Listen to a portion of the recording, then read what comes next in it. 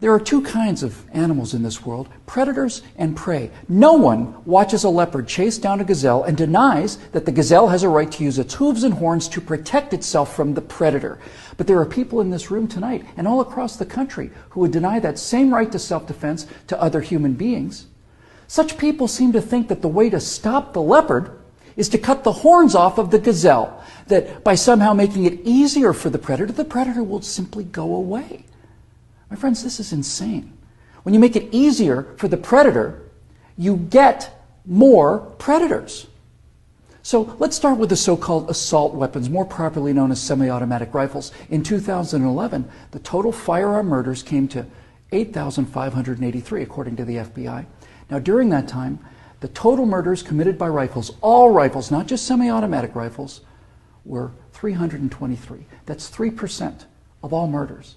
Hammers and clubs kill half again as many people as rifles. Hands and feet murder twice as many. And knives kill 5 times more Americans than all rifles combined.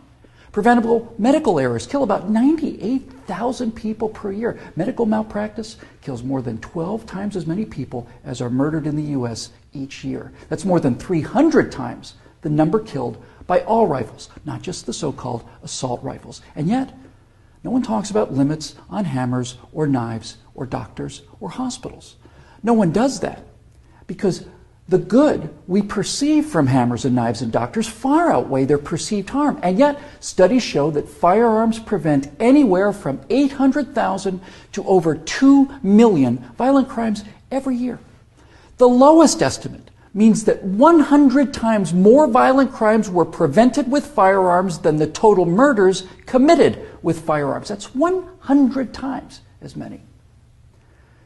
Now, in October of 2007, Amanda Collins was walking to her car after a night class at the University of Nevada at Reno. Amanda had a concealed carry permit for her 9mm Glock that she carried for self-defense. Unfortunately for Amanda, UNR is, like most college campuses, a gun-free zone. So, like the law-abiding citizen that she is, she did not have her gun with her in this gun-free zone when she was attacked by James Bila. Bila raped her on the UNR campus less than 300 yards from the campus police office. He then walked away, and a few months later, this human predator went on to murder 19-year-old Breonna Dennison. Amanda Collins went on to say, quote, "I know, having been the first victim, that Breonna Dennison would still be alive had I been able to defend myself that night," unquote. Therefore, I am directing the virtual Attorney General to aggressively challenge any gun control laws that violate Amanda Collins' right not to be raped and Breonna Dennison's right not to be murdered. You're not forced to abandon your First Amendment right when you enter Chicago or New York, or your Fifth Amendment rights when you walk onto a college campus. As virtual president, I will veto on the spot, without hesitation, but with a great deal of pleasure, any and all attempts to destroy any of the Bill of Rights, of the Constitution of the United States of America. Because, when it's all said and done, the Second Amendment to the Constitution is not there to protect us against criminals, and the people calling for gun control know this. That's why they want gun control instead of crime control. That's why they want laws that, at the stroke of a pen, turn law-abiding citizens into criminals. The Second Amendment is there to protect the American people from tyranny. The Second Amendment is there to protect the American people from politicians. The Second Amendment is there to protect the American people from us. Now, some politicians claim America deserves a vote on this issue. Okay, let's have a vote. Those of you advocating infringement on the right of the people to keep and bear arms need to go to the American people with the 28th Amendment, which would simply read, "The Second Amendment to the Constitution is hereby repealed." That would, for the first time, give you the legal authority to do what you have been doing and what you are trying to do now in direct violation of your oath of office to defend the entire Constitution of the United States, not just the parts you happen to approve of. So go ahead, go to the American people and tell them that ultimate power is no longer to be vested in the people who can't be trusted with that power according to you. Tell them only the government can have that power now. You go out there and try to convince the people of the 38 states that you're going to need to get that amendment passed to agree with your opinion of them versus their opinion of you. I dare you.